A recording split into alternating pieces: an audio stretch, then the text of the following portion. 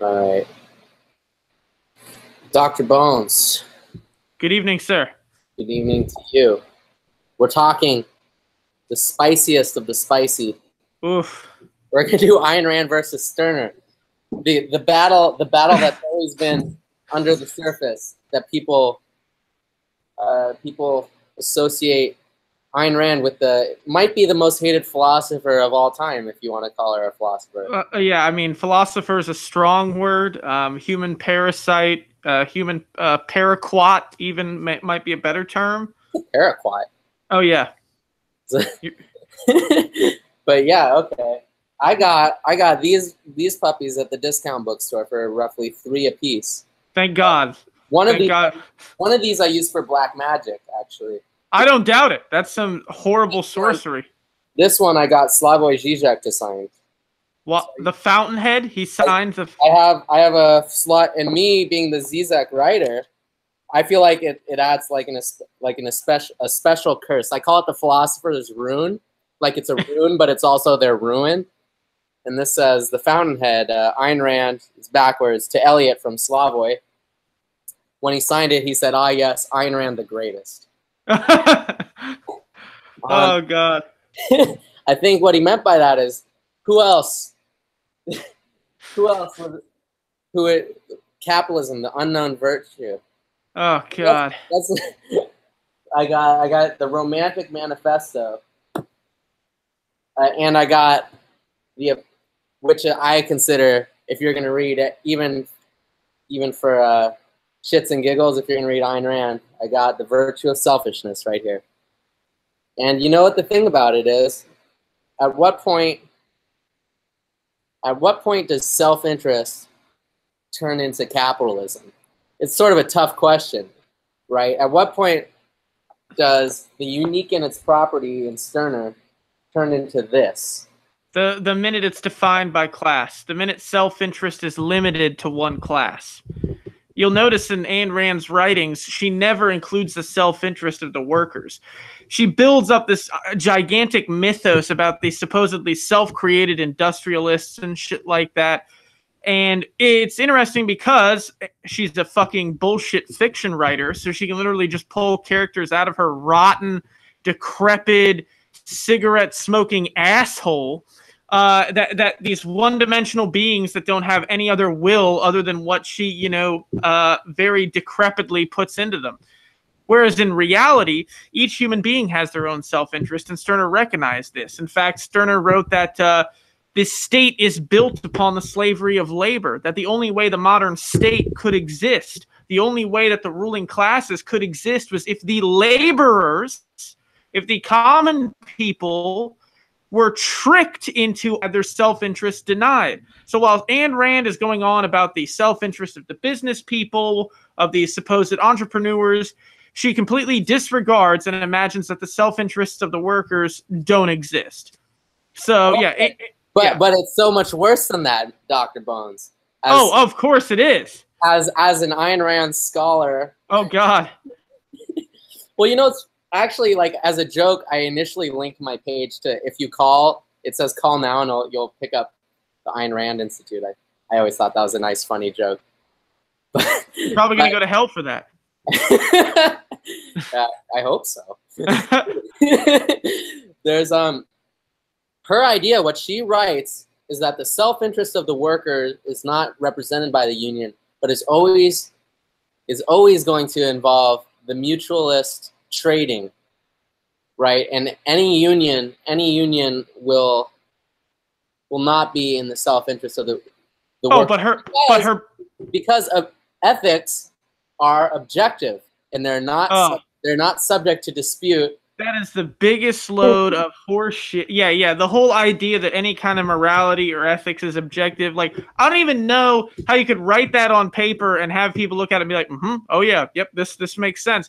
It goes into this gigantic bullshit myth that comes out of neoliberalism that market forces are the result of rational actors, which, by the way, competition will produce a great result. Yeah, totally false.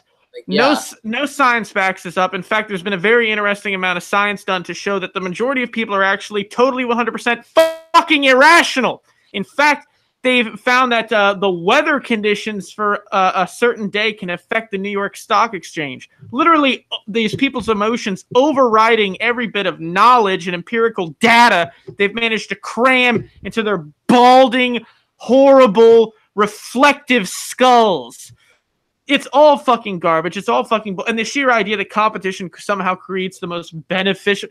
She imagines this world where monopolies don't exist. And the sheer fact that she mentions mutualism, the few mutualists I do know and that I have read, such as Kevin Carson, absolutely spit on Ayn Rand and everything she fucking stands for.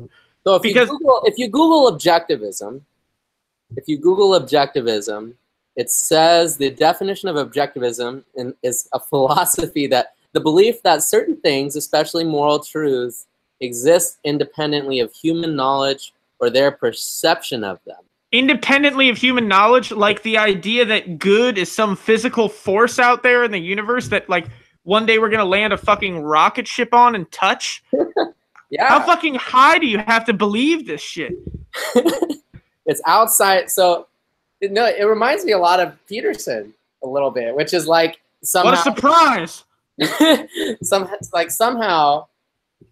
Somehow the outside of human agency, there is like a good, which is so that's so odd to me. With it's like so psychotic in terms of the idea that you can fashion a good and the good will be outside of any perception of it.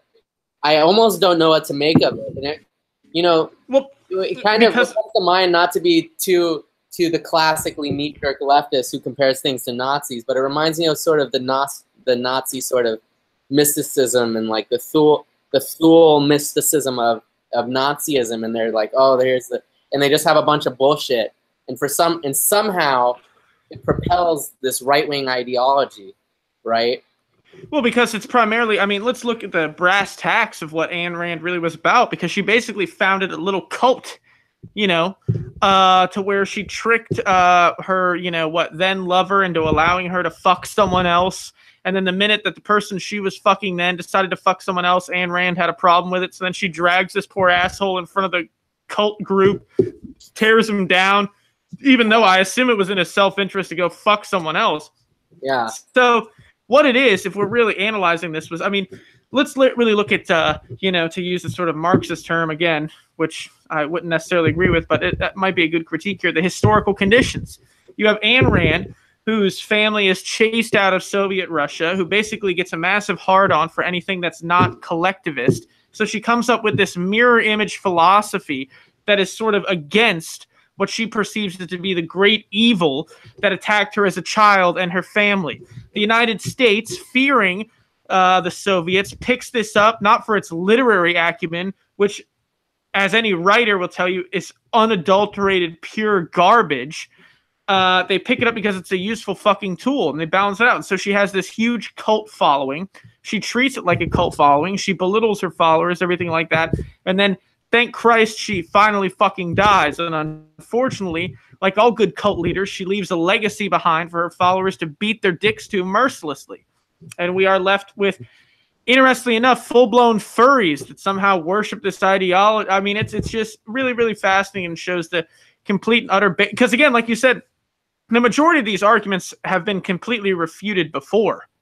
Throw Nietzsche at these motherfuckers as soon as they start talking about morality, and laugh. But again, like you said with the Peterson thing, when we're talking about a specific religious connotation, these people aren't looking for consistent points of view. They have a feeling.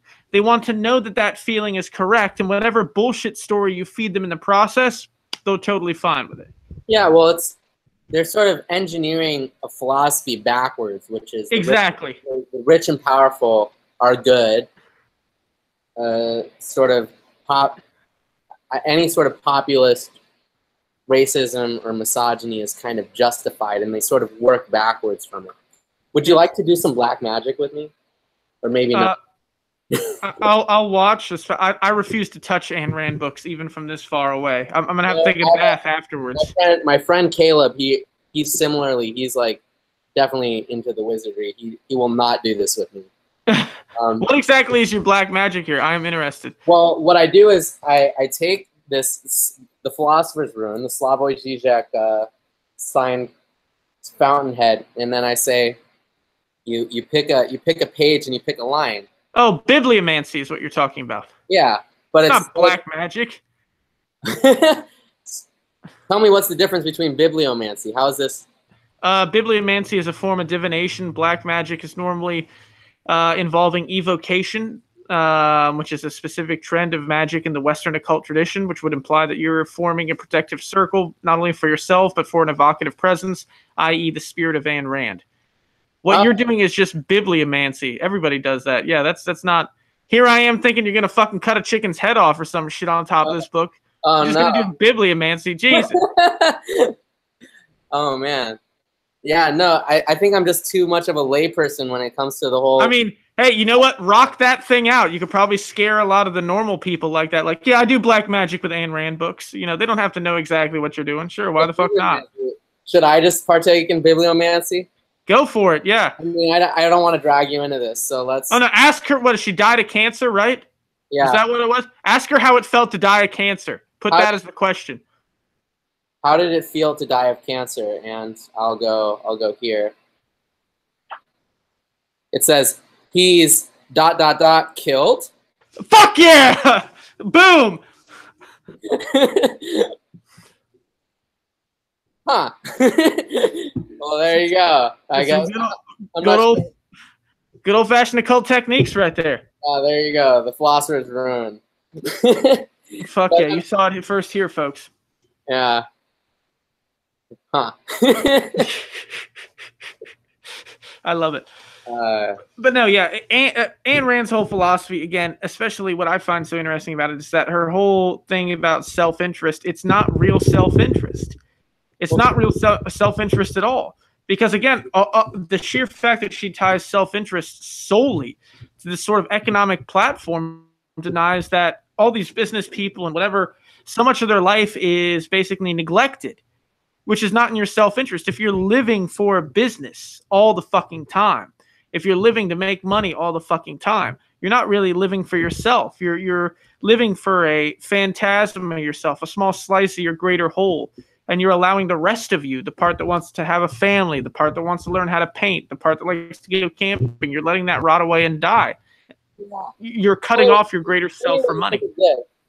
This is theory and practice in Ayn Rand's Capitalism, the Unknown Ideal.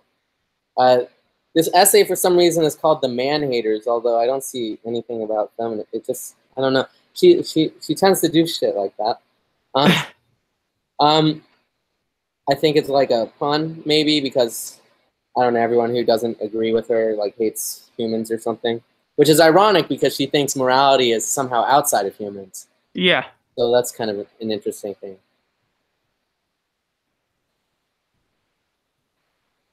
Believing that collectivists are motivated by authentic concern for the welfare of mankind, capitalism's alleged defenders assure its enemies that capitalism is the practical road to the socialist's goal, the best means to the same end, the best servant of public needs. Then they wonder why they fail, why the bloody muck of socialization keeps oozing forward over the face of the globe. So what's interesting is her total denial of any need to group together, or that she's part of any sort of group. And, you know, if you see pictures of her, I think the most telling thing is she has a picture in her house, and she has a patio with just one chair. Right. Oh yeah, yeah. So the her egoism is it's lonely. It's like it isolates you, and there's no need in this world to pretend that you don't have people around you. Oh well, yeah, and Stirner actually writes about this, and he's because in Stirner's Critics he has this label thrown out. I'm like, oh well, being an egoist, isn't that just basically saying fuck you to everybody else? And Stirner says, well, no, because again, why would that be in my self-interest? You know, who the fuck wants to live alone and hate people? That's a terrible life. I don't want that for me. I want the best life. I want to be the most happy. Yeah. You know? And the idea that this kind of lifestyle of just, you know, seeking to fuck everyone over, living only for money, it's not beneficial to fucking anybody. It's not a good life. It's not an enjoyable life. her philosophy, again, it didn't end up working in the end because she was petitioning for public funds and everything like that to try to, help her as she died from fucking cancer. So her philosophy ended up being garbage. But again, like a lot of religious leaders, if anybody had survived Jim Jones' camp, there are still people today running the Heaven's Gate website. Really? Yeah, there's a whole stay behind team that runs it. There's still people that believe in that shit. This is the same kind of religious foundation that makes these things happen. Ayn Rand's philosophy is so difficult to get into and so difficult, quote unquote, to refute because it's based on nothing. She bases the majority of her philosophy on her own fiction, which again, as I said previously, when you can literally create how the characters move, how the characters act, it's straw manville for fucking days. Yeah. And then you build a philosophy off that and you're like, look at my characters. See what they did? This is the real world. Or she gets in these bullshit essays where she confounds and confuses her readers with a whole bunch of weird metaphors that they somehow equate to truth. And again, the very simple question is, if it is about morality, if it is about self-interest, where is the self-interest of the worker? Why is it not in my self-interest to have my boss afraid of me? Why is it not in my self-interest to take what I want? And, Stirner has this one line about, the supposed free competition of the capitalist system. And free competition is not free because I lack the things for competition. Against my person, no objection can be made, but because I have not the things my person too must step to the rear.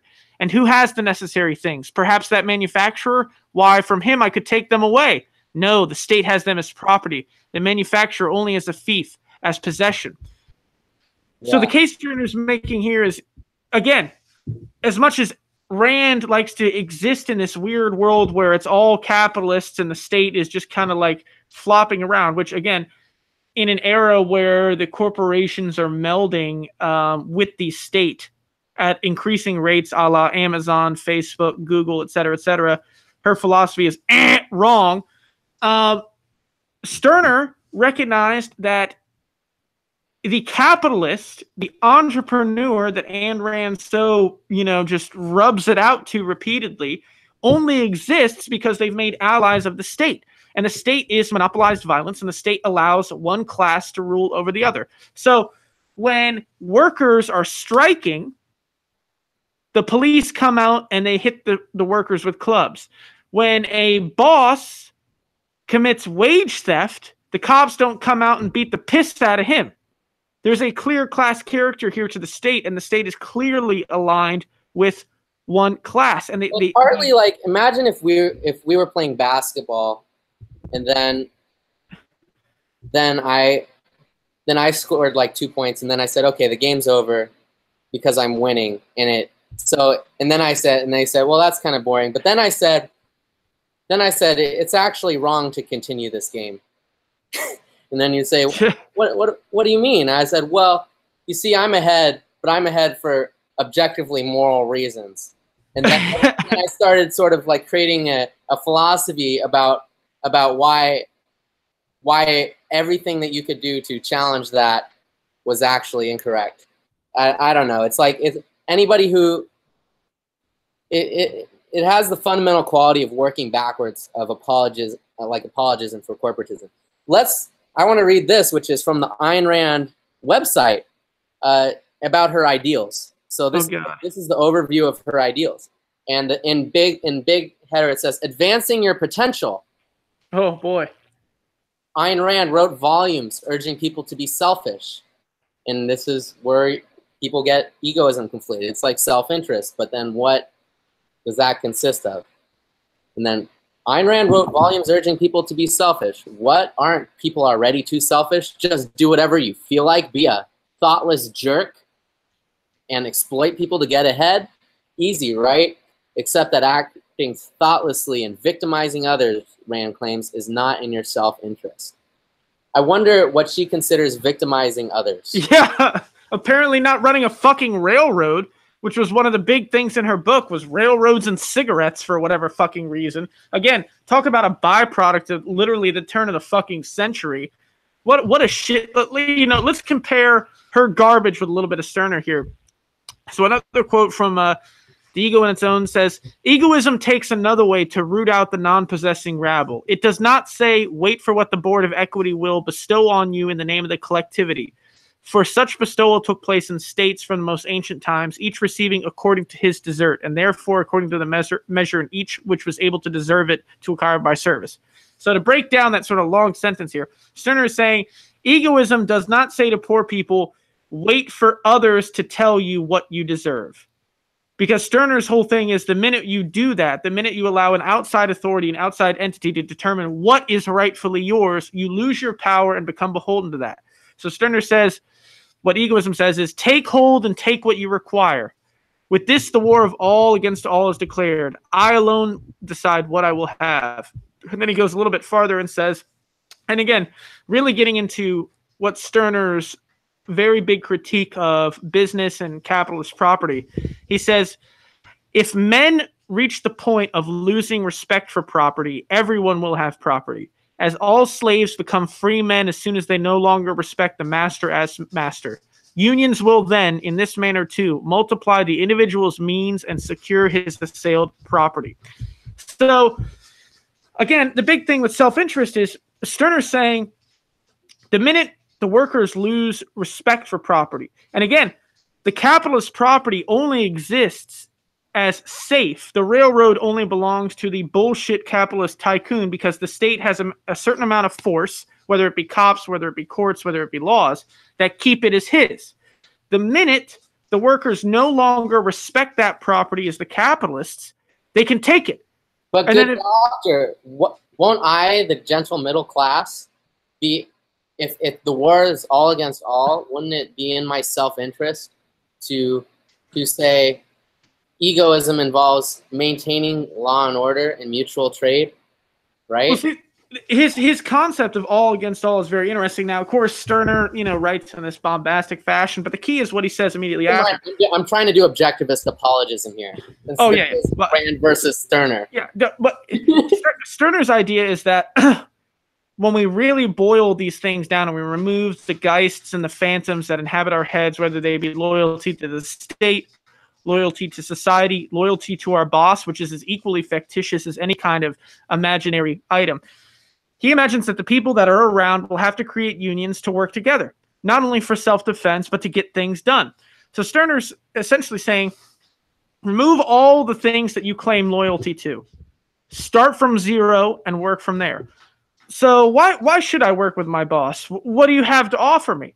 And, Stirner has some things in this book where he seems to be, saying workers can sort of use alternative tactics to get shit out of their boss. Basically like, look, we're going to burn your fucking house down if you don't give us a pay raise, which the Scottish unions were very big into egoism back around the turn of the century. So they saw union organizing as in their self-interest. It was about power. And if the workers had the power, they could get what they want. There was no morality needed. If why not? So Ayn Rand, in terms of her basic ethics, so she wrote this book as a philosophy book. So this is not based off of, it's partly based off of her fiction, right? But this is her attempt at sort of like laying out her philosophy. So she says, since reason is man's basic means of survival, that which is proper to life of a rational being is the good. That which negates, opposes, or destroys, it is the evil. So I feel like that's a whole bunch of fucking gobbledygook right there. Number one, rationalism is wrong. If that was the case, commercials wouldn't exist. Commercials. Who is the rational being? Well, yeah, the entire field of advertising works because humanity is not rational creatures. But they think they are. That's of course. So we get garbage like this. That's exactly what fucking happens. The same thing happened with Marx. He believed that the workers had this sort of like self-desire for freedom. Again, like we keep putting all this shit onto humanity that isn't there, and then we're surprised when things don't work out that fucking way. That is proper to life. Proper to the life. Yeah, proper to whose life? Destroys or negates is evil.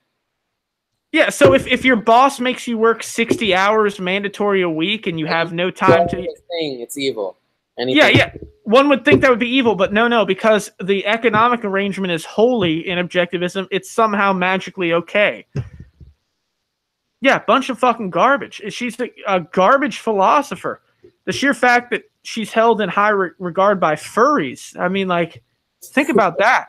Think, that's the best fitting place for that philosophy. Maybe a little bit farther down the social shithole, but I mean, God almighty. What then are the right goals for man to pursue, Dr. Bones? What are the values his survival requires? That is the question to be answered by the science of ethics. The science of ethics. The science of ethics? The science? Ladies and gentlemen, she really wrote that. That's why man needs a code of ethics. The science of ethics is sort of an interesting phrase. And so it goes back to our idea that morality is objectively outside of human conception, and that anything that destroys is also bad. So, but business arrangements, a lot of self-contradiction when you get into this. It's like the fucking Bible. She could have the science of the 10 Commandments. It would have been the same fucking thing. Yeah, and exactly like again, what exactly I was talking about, like she uses these gigantic, these big overarching metaphors to sort of cloud her arguments, and it never gets. So, okay, if a business is harmful to the environment, does it not violate ethics? Is it not destroying? Oh, well, but that's open to interpretation because it's serving my self-interest in making me wealthy. I love the explanation for that, because they have this awful explanation that only works because their philosophy will never be implemented. The explanation for how it would work is you would have a private police force that would somehow enforce if someone was ruining the environment too much and polluting the next person's things over. But it just wouldn't.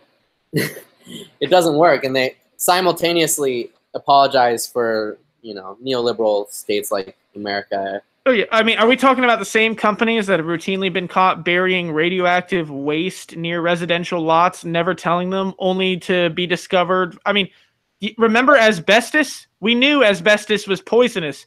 They kept fucking selling it to us, and no one told them. The difference between Stirner and Rand, I think people that might not be sympathetic to Stirner, I think it's really important to show like the difference between, okay, so you have your union of egoists, and then you sort of work in the interest of yourself, which is also in the interest of the union. But there's a level of delusion when you apply Rand's theory of objectivist sort of mutualism, right? In that somehow there is a wider society, but there's also not a wider society, and everything's privatized, and that somehow a magical, I don't know, a magical egoism will emerge out of it. And I think that doesn't exist in Stirner. Stirner doesn't have any of these sort of logical fallacies. That's what I like about Stirner, is it's people can disagree with him fundamentally, I think, although I would disagree with the person who's disagreeing, but but he lays his case out pretty goddamn well. Yeah. Again, the big difference I would say is that Rand attempts a system of self-interest, but refuses to get rid of class. And her big barrier between class existence and the violence that comes along with any kind of class existence, because at the end of the day, there's no fundamental reason for class society. We know that this came from a historical development, the enclosure movement in England, the Industrial Revolution. Class is a phantasm that has been hoisted upon us. It is no more real than the caste system in India. And yet it is defended here in her works as if it is just as real as a beating flesh and blood heart. So Rand will always fail because her self-interest can only operate in the self-interest of the wealthy, which, with the sheer basis of capitalism, says that some people must work and some people must have the capital. So what's in the, I mean, on a pure, any kind of business major could tell you that the self-interest of the working class and the self-interest of the employing class do not match up, because the employing class wants to make the most money while paying the least, while your average worker wants to make the most money while working the least. Those are two divergent self-interests. Absolutely. It is in my boss's self-interest that I never take a day off and I never get sick. That is not in my fucking self-interest. There are fundamental contradictions there, and Rand refuses to deal with any of that. So what does she do? She plays out to some invisible field of ethics that's non-touchable, that can never be questioned, and she just waves her hand as if it's out there in space somewhere. Oh, the science of ethics. It's absolute religious bullshit. And again, to continue her of the Ayn Rand Institute, follow reason, not whims or faith. That's even just the first bullet point, but I feel like even it's worth just stopping there, because follow reason, not whims or faith. So the idea that reason will lead you to objectivism. Here's a question. Is it a capital R reason? No, that's more of a leftist thing. I feel well, I don't know. I mean, the way they're talking about reason, they're setting it up as a religious principle. What is reason? I have a book. I have a book right here called does not have to do with egoism, but it's The Dream of Reason, and it sets up philosophy. The entire idea of the philosophical arc is you're trying to create a system of reason, but then I suppose maybe you could envision Stirner as the reason of anti-reason. It's like anti-reason is good because ultimately when you fill your head with phantasms and spooks, you'll end up feeding the spooks, qua the spooks, well, and then you'll just sort of build yourself you're not actually working for yourself. You start feeding this. Yeah, the perfect example of this, a perfect example of that is scientism, where science, which is a set of tools, becomes a literal religious expression, complete with its own holy form, with Neil deGrasse Tyson or Bill Nye. Scientism is bad enough, but it's even like the sophistry that says it's scientism, which already isn't good, and then it's not scientism even.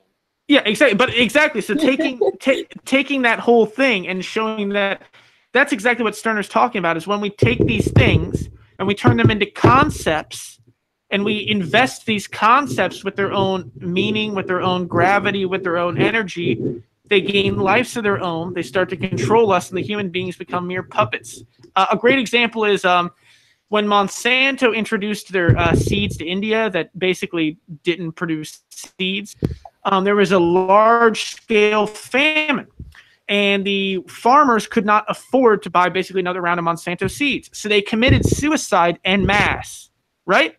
Yeah. So the science establishment in the United States said, we don't need to talk about this. This is anti-science. We don't need to be spreading more anti-GMO. And it's like, well, this is actually talking about the economics of these GMO seeds, which is a very real material condition. Like, don't you think this is important? Oh, well, we don't want to further the anti-science agenda. So it becomes a principle. It becomes an abstract concept that has, again, its own. Well, what is so important about not questioning this immaterial fucking idea? The immaterial feeds the immaterial with more. Exactly, and it's a runaway fucking train. Yes, like the same way that the economics get behind sort of the immaterial feeding the immaterial. Exactly. Yeah, same. Yeah, there's all sorts of bad metaphysics in Ayn Rand, which I find really interesting because she has very unique logical fallacies. It's like they're bad, but they're like uniquely bad. Like this one. On the cult of moral grayness. Like, who the fuck would write this?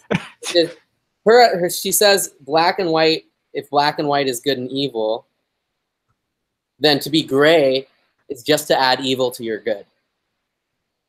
What do you make of that? That always sort of, like, I suppose it's like... Are you sure that's...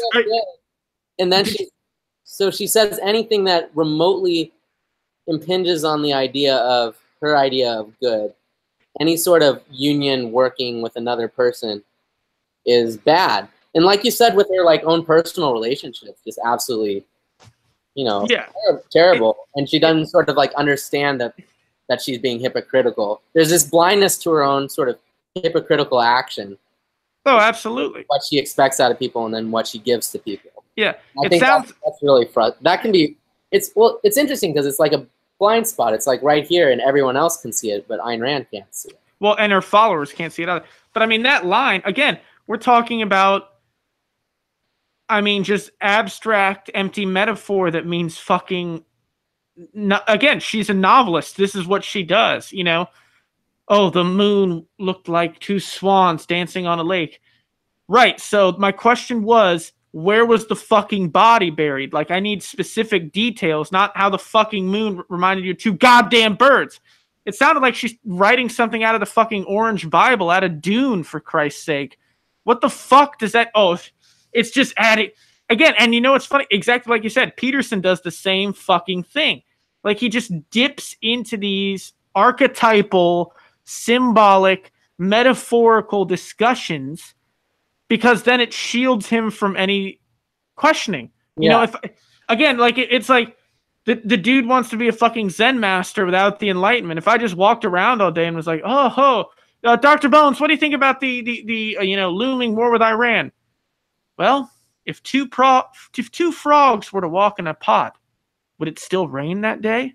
And if I just walked off and I had a whole crowd of people like, oh, wow, so powerful. Yeah. Oh, yeah. Yeah, this is... And that's why she had a wonderful little cult that could basically take these bullshit lines and be like, yes, absolutely. That's you... Boom! And then they can explain it. And then they can write all these essays or talk to their friends about what it means in each individual. Just like any Christian can take the fucking 10 Commandments or some bullshit gospel and tweak it and twist it into... a dissertation on, you know, heavy metal, for Christ's fucking sake. It's the same goddamn thing. Have you ever watched the movie version? No, absolutely fucking not. No, I'm not gonna watch. I'm not gonna watch a literary snuff film. Here's a spoiler alert for you: The Fountainhead ends with Howard Rourke, the hero. He's an architect, and he's super great. Because he builds modernist buildings, and he built a housing project, and he had to adjust the housing project because he had to work with the city planning committee, and he didn't like the aesthetic of the housing project that would be for low-income people. And so then what he decided to do, he and his girlfriend in the book, they blew it up. So that's how the Fountainhead, that's the conclusion of the Fountainhead, which is it's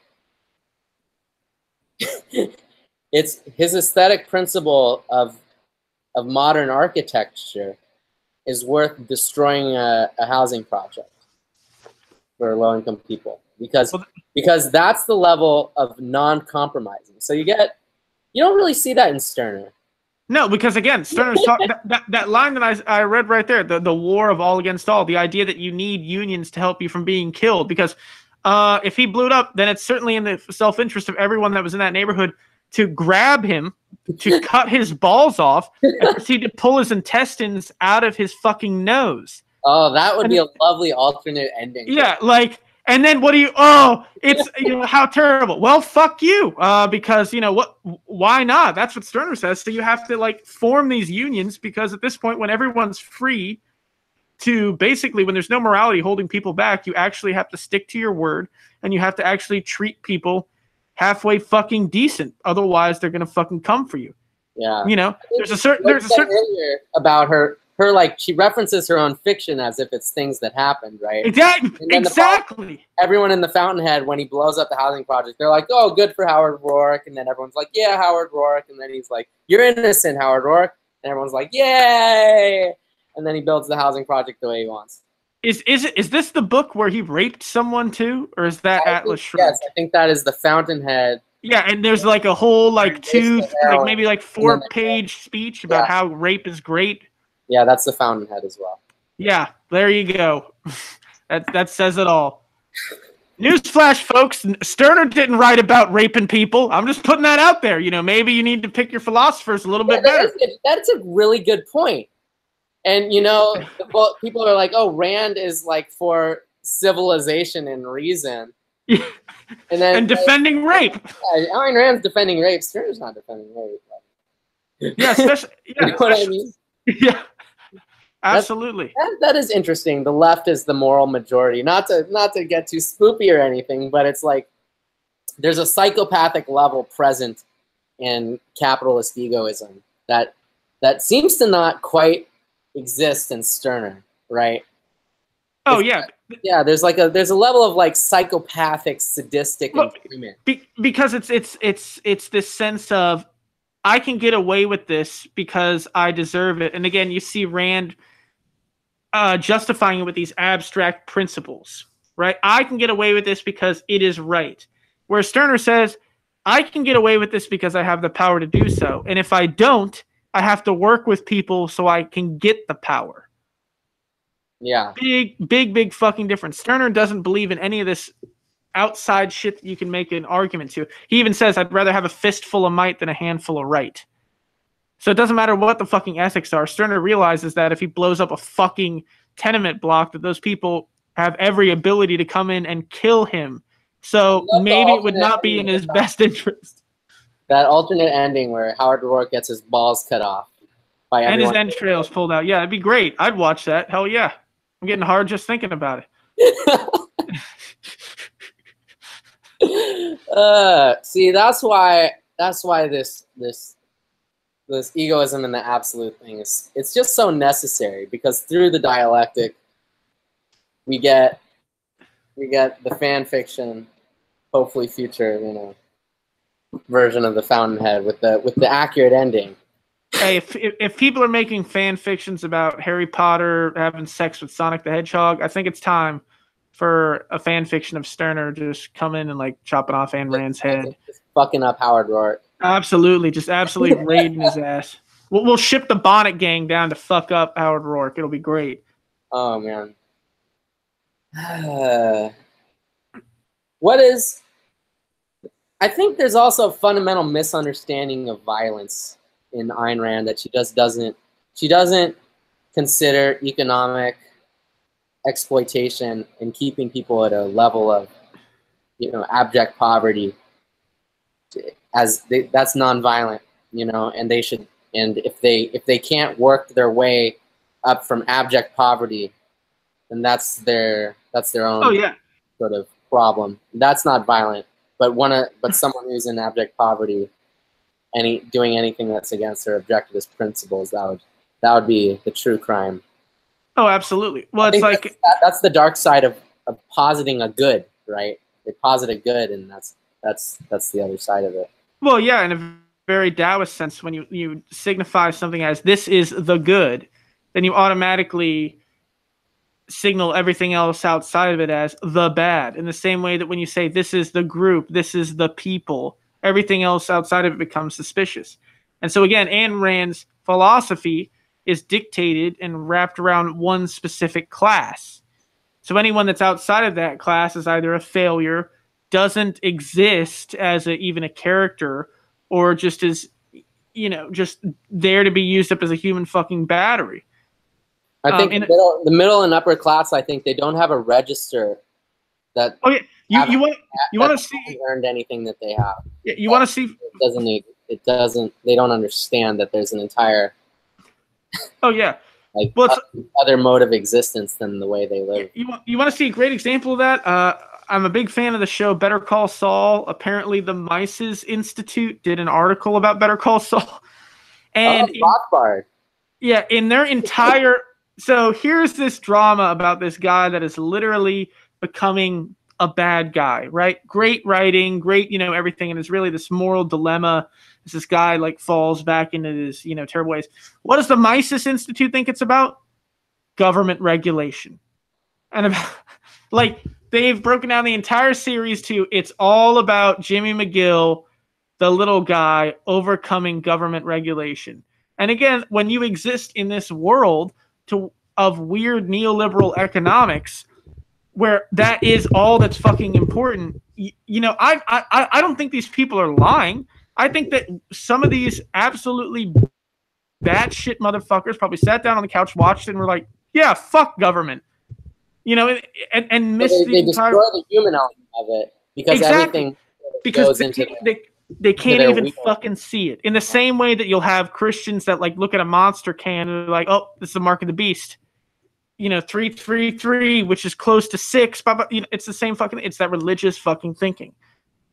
And the same way that you know have these objectivists, it's not like they're lying. They really do believe that they're operating on these moral, ethical principles, and that somehow business is exempt from that for some weird... Again, the human mind, when you understand that the human mind can justify anything, it can rationalize anything. There is no objective truth. Whatever someone desires, the mind will absolutely come up with enough reasons to make it so. Yeah. And in some ways, we just end up with these weird, twisted tracks. And, you know, unfortunately, someone put a fucking pen and a typewriter in front of Ayn Rand when they should just beat her hands with hammers. I really wish her family would have died in Russia. I mean, it's just a pity that, you know, the Soviets could not kill them. I'm not even a Leninist, but I would literally look the other way if Ayn Rand got shoved up on a wall. I would just not care. It would not bother me one bit. Oh fuck! It made me forget what I was gonna say. I was laughing when I was like, oh yeah. So you go and you create a world of categories. Anybody from Rand, Hegel tried to overcome it a little bit. You know, in his own weird way. Yeah, but any way you categorize stuff, what you can't escape is your categories will blind you to certain things. Absolutely.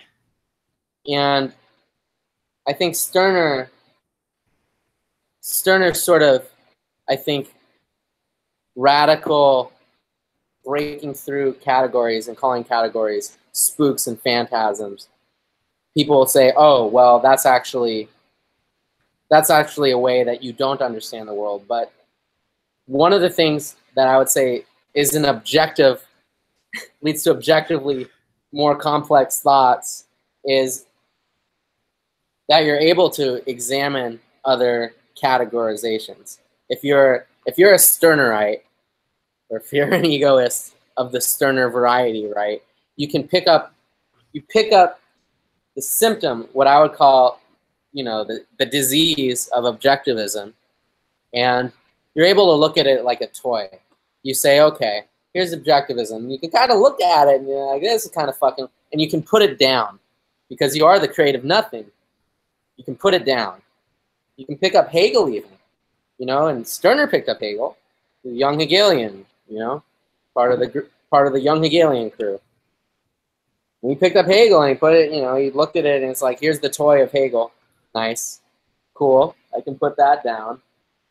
And he went one by one with morality and ethics. So I think if you want to be an egoist and you value being in the world in a significant way, and you even value rationality in any sort of way, like just because Rand trumpets reason and Stirner is like pretty anti-reason, I would say, in a lot of aspects, or the goodness of doesn't mean that Stirner is less reasonable, you know? Right. Like, Stirner is like, his logic is better. And by breaking through the spooks. Well, and he writes about that. He has this line where he talks about he can be just as filled with fervor as anybody else, but it's always a fervor which is up to dismissal by him and not by an extra body. And one of the interesting things is also in Stirner's Critics, he writes about the idea that, you know, because people are like, oh, well, if you're an egoist and you're self-interest, you're just thinking of yourself all the time. And he's like, well, do you not constantly forget yourself every day in all sorts of different moments? You know, if you see someone drowning in a river and you go to rescue them, haven't you forgotten yourself in that beautiful, sublime moment? So yeah. Stirner's self-interest is, again, like there's very interesting correlations between him and sort of Taoist thought and the sort of non-dualistic playful non-attachment. You know, unlike the sort of Buddhist level of like everything is suffering, pain. You know, the Taoist is, even in the Tao Te Ching, they talk about, you know, a Taoist going to war and only committing violence if it's absolutely necessary. But as soon as the violence is over, immediately giving it up with no hard feelings.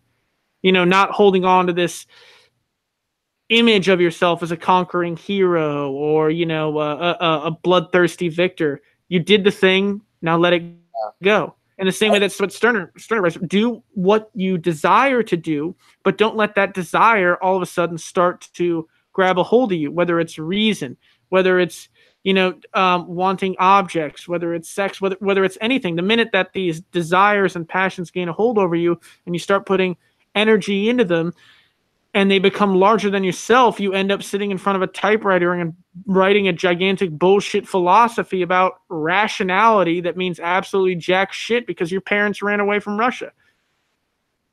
Yeah. On that note, I think we should end it on that note. Yeah, fuck Rand. There you go. End it on that note. I'm glad she's dead. I hope everyone pisses on her grave.